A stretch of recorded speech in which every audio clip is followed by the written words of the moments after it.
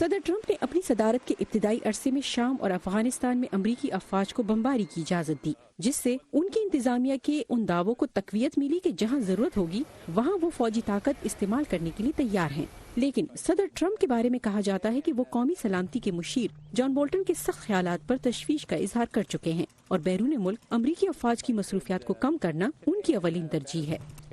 یہ کسی صدر کے لیے بری بات نہیں کہ وہ تھوڑا سا امن پسند ہو، اگرچہ صدر ٹرمپ کو نرم دل نہیں سمجھا جاتا، لیکن یہ سچ ہے کہ وہ نئی جنگوں سے بچنا چاہتے ہیں اور غالباً یہ توازن بہت اچھی چیز ہے۔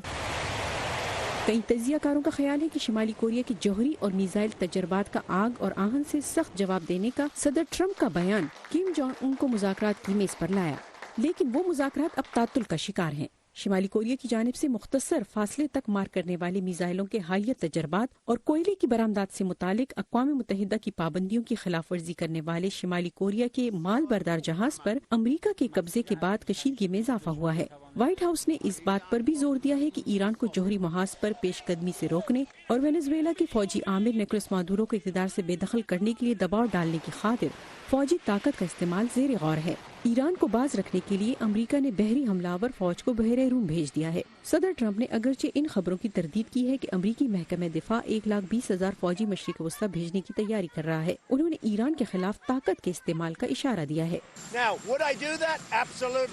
کیا میں ایسا کروں گا؟ یقیناً، لیکن ہم نے ابھی تک اس کا منصوبہ نہیں بنایا۔ امید ہے کہ ہمیں اس بارے میں منصوبہ بندی نہیں کرنا پڑے گی۔ بڑی سطح کے تصادم میں ملوث ہونے سے صدر ٹرمپ کی ہچکچاہٹ کے باوجود ان کے بیرون ملک مخالفین ان کے سخت بیانات کو سنجیدگی سے دیکھ رہے ہیں۔ میرا خیال ہے کہ جو لوگ صدر ٹرمپ کی شخصیت کا مشاہدہ کرتے ہیں، جو ان کی دھمکیوں کا مشاہدہ کرتے ہیں، انہیں کوئی شک نہیں کہ وہ یقینی طور پر ایسا کر بھی سکتے ہیں۔ فوجی طاقت کے استعمال کی دھمکی ایک خطرناک کھیل بھی ہے، جہاں اندازے کی ذرا سی غلطی خونی جنگ میں دھکیل سکتی ہے۔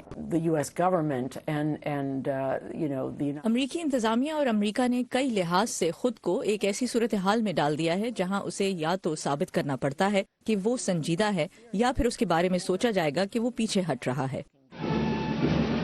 اگرچہ ناقدین کہتے ہیں کہ صدر ٹرمپ کی انتہائی دباؤ کی پالیسی نے تصادم کے امکانات میں اضافہ کیا ہے، لیکن ان کے حامی سخت حکمت عملی کی توثیق کرتے ہیں جو جنگ تک نہیں پہنچتی۔ برائن پیڈنگ کی رپورٹ کے ساتھ نیلوفر مغل، وائس آف امریکہ۔